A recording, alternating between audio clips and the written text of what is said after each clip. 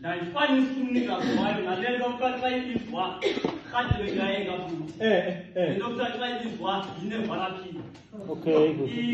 inevalaphini ivalile inevalaphini lapilisi abathi xa umuntu ekhulelwe anikwe yona akomntwana lungabuthi ndizokwenza anikwe lapilisi ukwenzela into yoba ize umntwana akhuseleke ngaphakathi. But before siye kuyo mandibuze umbuzo usaphilile na umntwana?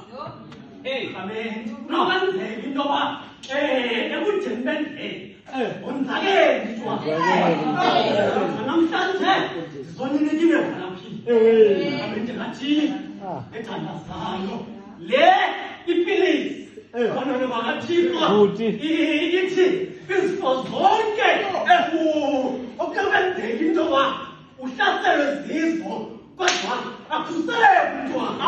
Nansi umbuzo usaphilele umntwana abethe kathini ethandazayo ukubuza umbuzo uGehazi uthunywa ngu-Elisha umsulelekazi abethe kathixo usaphilele umntwana athi awuphendulayo all is well. Unokwenzeka into yoba awunoyithetha loo nto kuba ekujeni bendlela wonzakele umntwana kodwa nansi umbuzo usaphilele umntwana kodwa nansi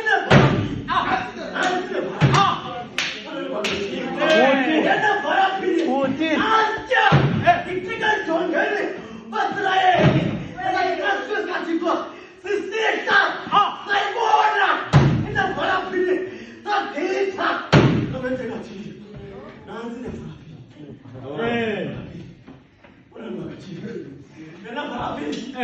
enevalaphini yilaa nevalaphini hayi nyeke enevalaphini yilaa nevalaphini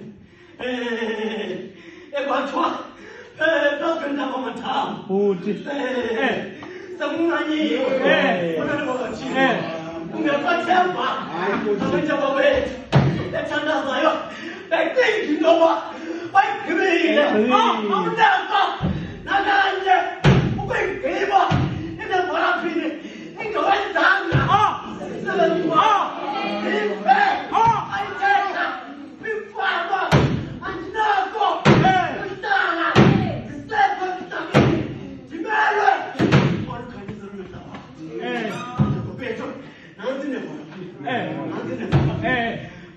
Thixo wathi lo mfana egqitha le mfama yakajaka inevalaphini yakujaka umntwana emehlweni asabohlamba abohlamba empilweni abohlamba empilweni ngemvaxa emzungulezisa bebuza into yoba uncede ntoni ezidekela ifama nje abentaba bethu bathandazi nomntwana ithetha ngaye andimazi noba ungumbulalina andimazi noba ungumoni nazintone bendiyifama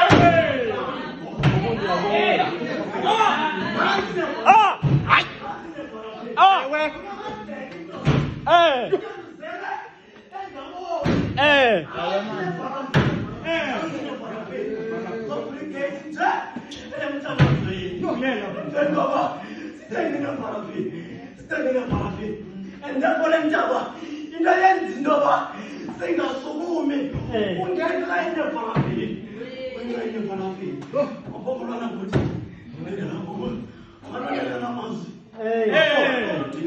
Soqashe